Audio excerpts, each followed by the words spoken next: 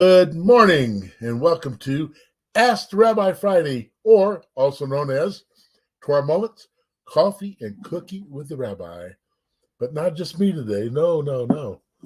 But here's my coffee. Here's my J-Lee cookie. And there's a Roxanne somewhere. See that arm sticking out there with the cookie? That's Roxanne. And cookie for the Wonder Dog. Cookie for the Wonder Dog. All right. So, anyway, today is the day you can ask questions. And I think I have my phone number right here. Yes, I do. And ta-da!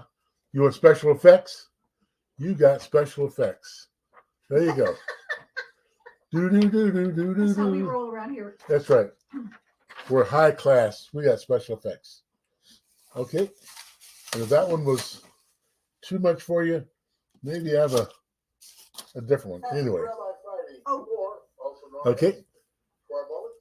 Now, Roxanne's there. She's at the computer, and she will receive your questions. You just put them in the comment box, okay? In the comment box, or you can text your questions to, once again, 719-248-6324.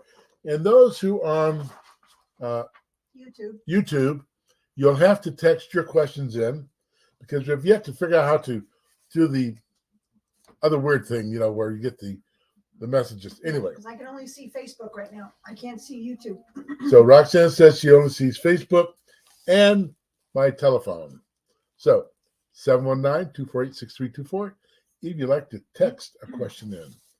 But Roxanne, do you have any questions over for us yet? Yes, as a matter of fact, we do. Jay Lee has 3 questions. Is this the same Jay Lee who makes the Jay Lee cookies? Yes, it's the same Jay Lee. The awesome, wonderful Jay Lee. And Bob the Builder cookies. And Bob the Builder. So, first question. And Bogey just said, yes, I agree. Jay Lee is awesome. I mentioned Cookie, and now he's going off. The dog can spell, folks. Okay. So, anyway. Okay. First question. First question. 1 Chronicles 12:8. Zigzag. Zigzag was David's stronghold in the wilderness. Is it known today where that location is? Yes. Next question. Honey. Okay, I think I'm funny. So, the stronghold in the wilderness has always been the one at En-Gedi, the place where David hid from Saul. It was his favorite place. If you've ever been there, it's like being in Penrose, Colorado, where it's just nothing there, just dry and desolate looking. It's a place for tumbleweeds and prairie dogs, but not in Israel. But as you walk up this wadi, this dried out, used to be waterbed, as you walk up it, eventually you see a little moist ground, and then you see a little puddle here and there. But you keep going higher and higher, it starts getting more moist, more wet. And after a little bit, you see a little tiny trickle of water. But you keep climbing, and then there's all these big reeds and rushes and vegetation. Trees, and lush vegetation. Lush vegetation. And as you keep climbing higher, by the time you get to the top of En-Gedi, what do you have but a beautiful kind of waterfall surrounded by vegetation? It's very tropical, very garden-like, very awesome. And there, if I'm looking at the waterfall off to my left hand at 10 o'clock, I can see the cave that David hid in, kind of covered with vines for the most part. But it's a small cave.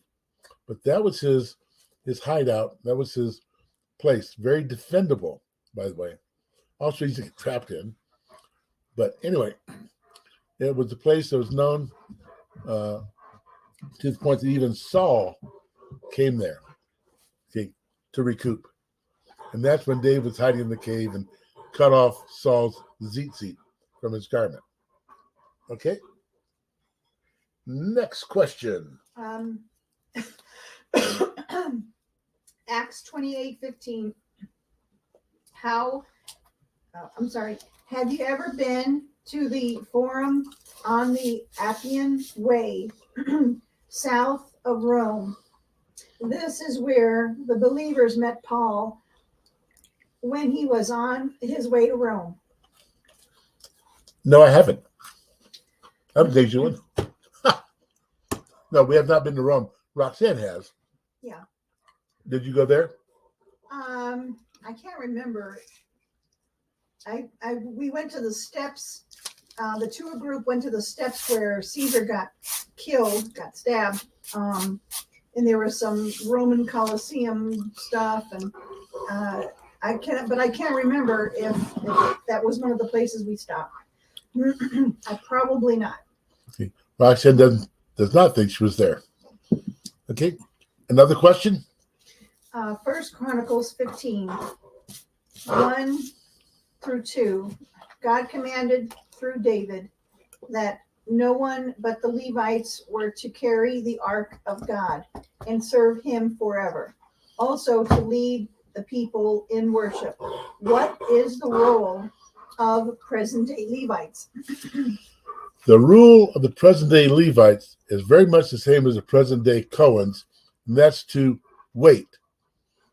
The role is to wait. Right now is to wait. Wait until there's a temple. You see, the Levites, they walked before the ark in the time of David and such, and they would dance and sing the songs. They were also the musicians. And then when the temple was destroyed, so was the job of the Levites and the Cohens both. So until there's a temple, there's no formal task for a Levite to carry out today, except, this is the exception, both the priest and the Levites. When you go to a synagogue, it's pretty traditional.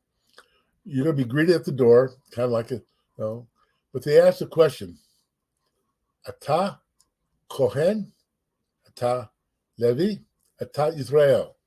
You are a Kohen, a priest, you're a Levite, are you Israel? And the answer you give may determine what happens next.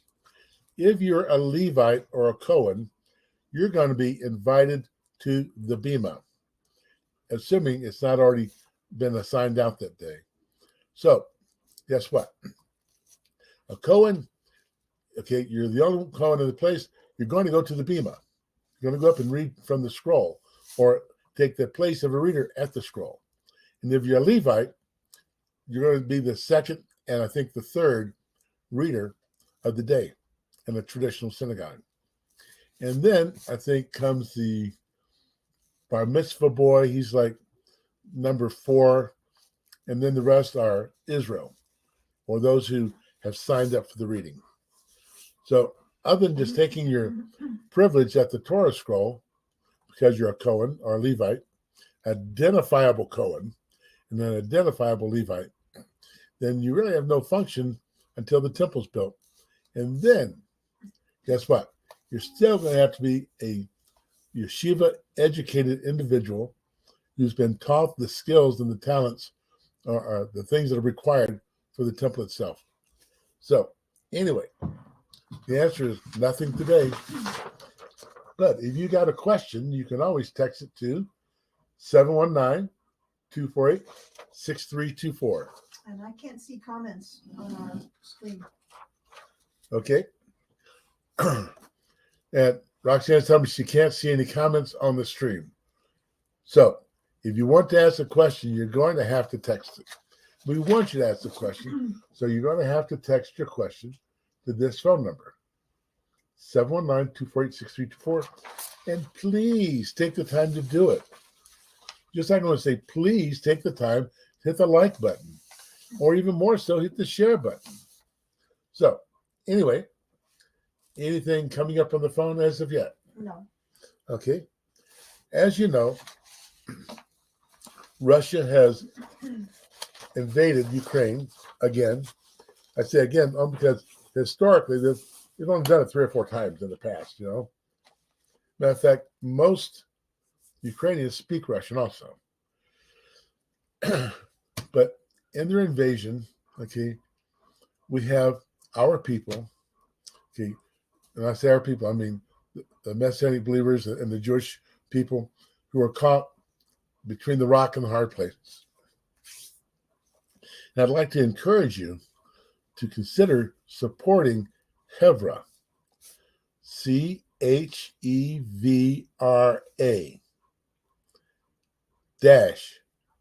USA.org.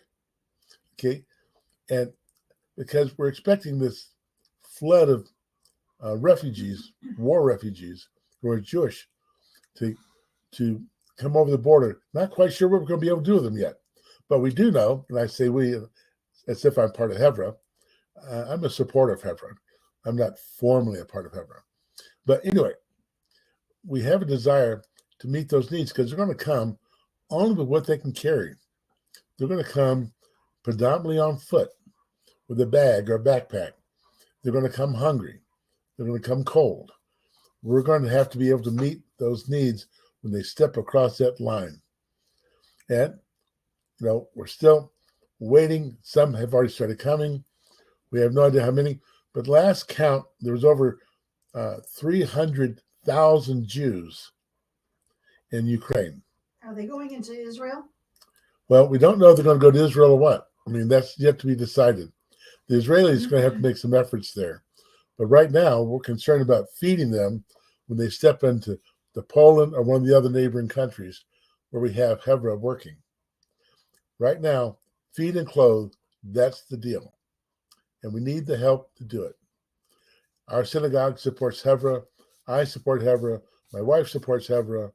And so please go to CHEVRA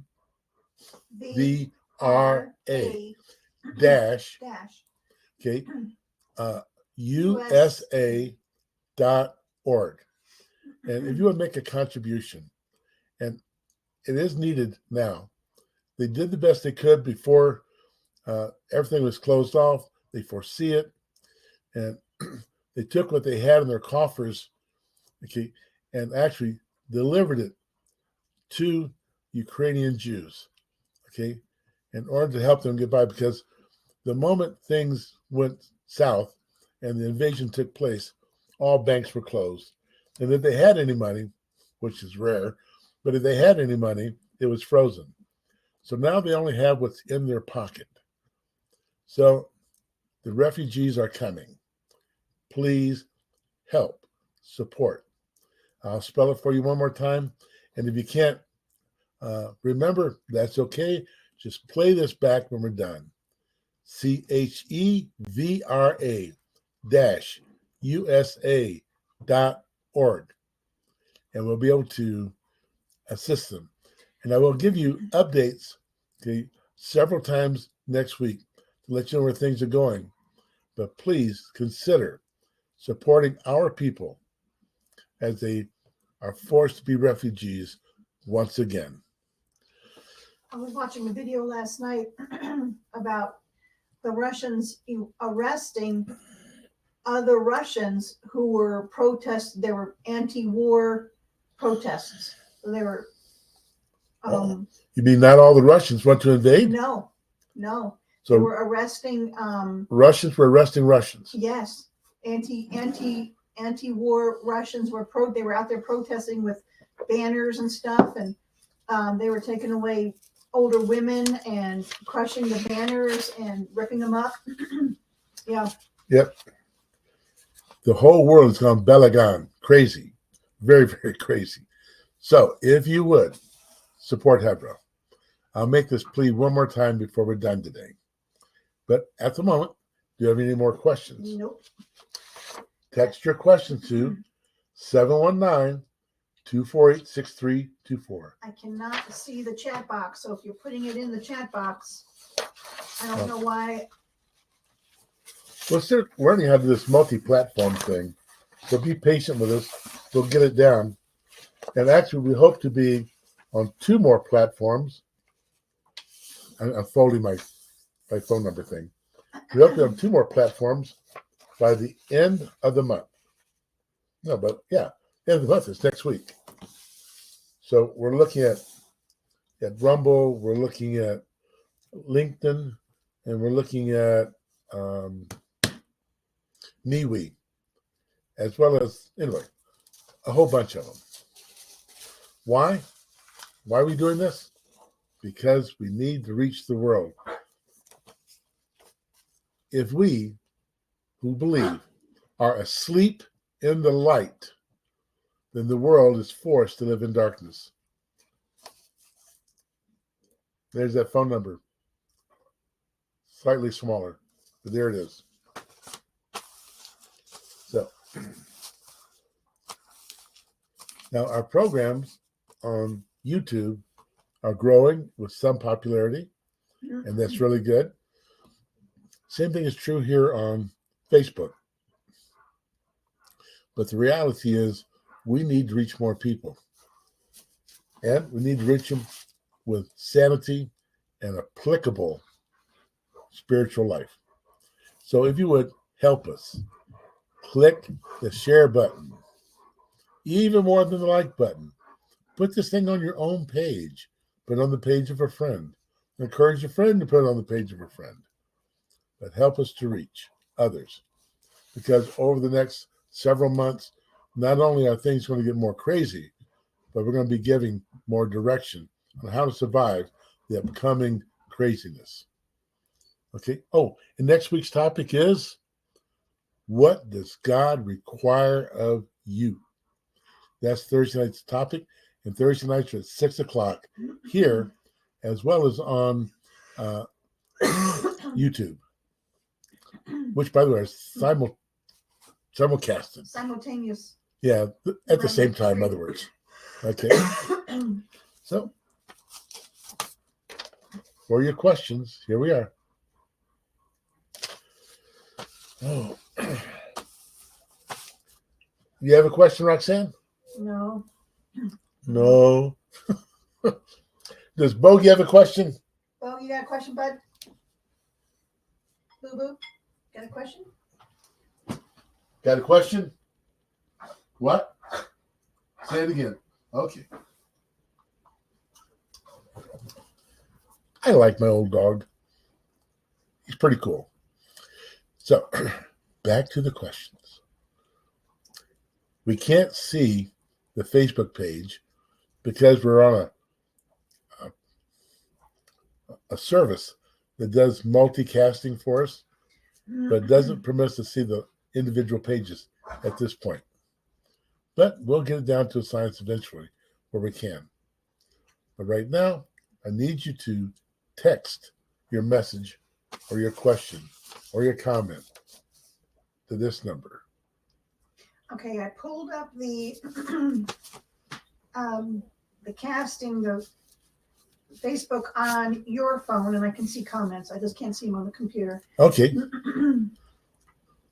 So what do you see there? Well, Jay Lee commented about the Penrose and Engedi. And what did she say? She says, you are right about Penrose and Engedi. For wheelers, go there. Uh-huh. I did not realize Engedi and Ziglag were the same place. Four wheelers, not four wheelers. Four wheelers. And then Anna Fazino says, good morning. It's been a while, but so good to be present on Questions Friday. Please remind everyone that if they shop on Amazon Smile, 8% portion of the purchase will go to support a charity. I chose Havre USA, not as good as immediate action, but is worth the effort if you shop online at all.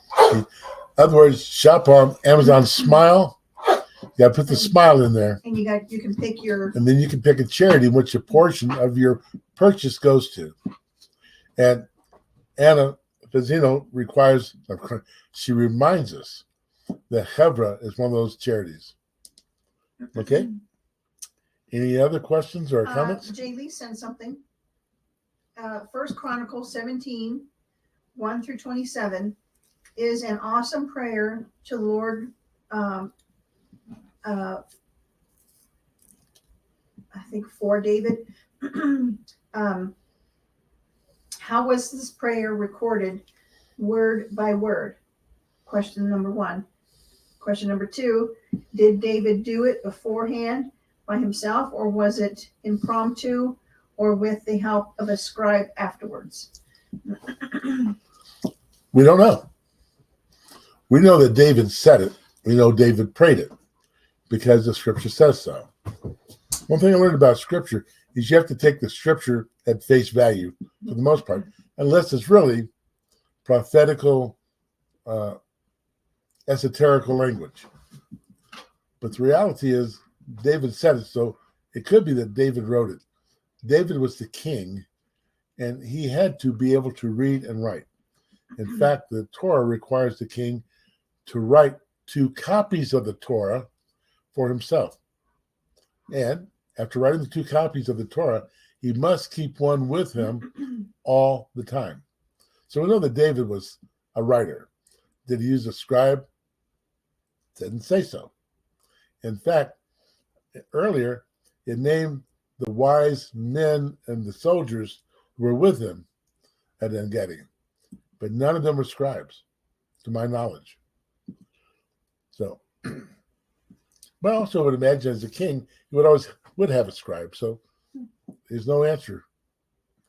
So, any other questions there, dear? Nope.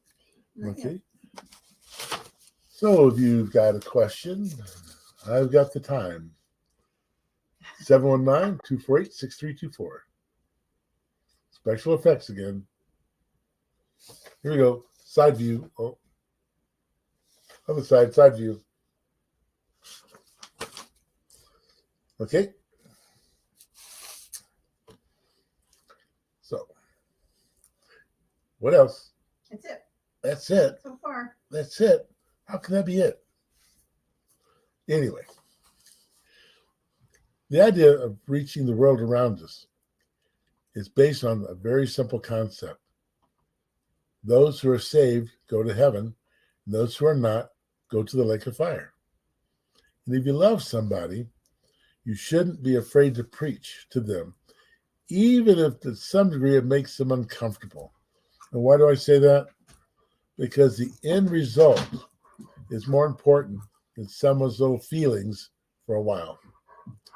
We must begin to share the gospel. It's the only thing that's going to turn the world around, if even that.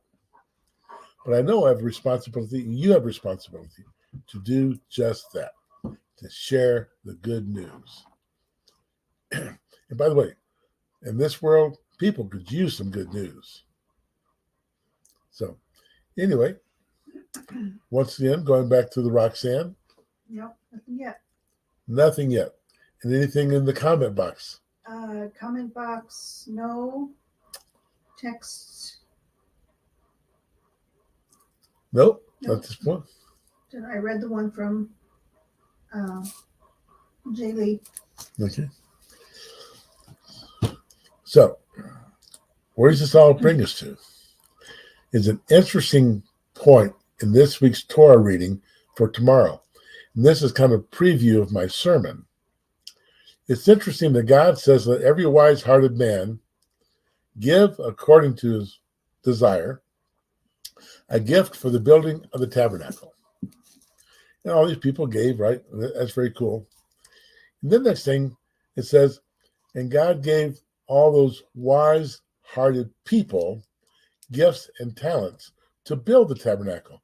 Some working with silver or gold or thread work or whatever. I find it interesting, it says that God gave them the talents. God gave them the skills, which implies he didn't have it before. Right. He gave it to, what is this? Not Obadiah, but yes. Anyway, he's from the tribe of Dan, and he gave it to Bezalel to teach the others. Well, the thing that I found unique, though, is my opinion, and I think it's pretty sound, is that he gave all this wisdom and insight to those who shared in the building. of the tabernacle. He gave it to those who gave for the building itself. He gave it to those who wanted to help. Yes. Right? Yeah. But it's also the same ones, in my opinion, that gave the free will offerings. Yeah. And what makes it unique is the fact that God gave the gift to those who are willing with all their substance and all their heart and all their mind, to love the Lord your God with all your heart, mind, soul. Same thing. So those are the ones who receive the special gifts, wisdom, and insight. Anna says, can you clarify a bit about the half Hashem asks of every the half shekel. Yes. Discussed in last Sabbath's Midrash. And then Yes. there's another question after that. Okay. The half shekel was a standard, we could call it a temple tax, but it really is, I guess it really is a temple tax. It was for the operation of the building of the temple. See, people are supposed to tithe. They're supposed to. But the truth is, in the modern day church, and even most synagogues, only about 7 to 9% of the people actually support the community, which means as much as 91 to 87% don't support. And yet, we survive on that 9%. I believe, this is my opinion, is that the half shekel tax, the census tax, was for the purpose of making sure that the house of God was sufficiently stable financially. Taken care of, yeah. Taken care of. So they could get the work done and buy the sacrifices that were needed. So that's my working opinion. And yet another question? So the sacrifices today are electric bill and heating, right? I mean, because you still got to pay the bills. The bills might change, but yes, we still have to pay the bills. Okay, we still have to maintain the house of God. The thing that most people don't understand, it's not the paying of the bills.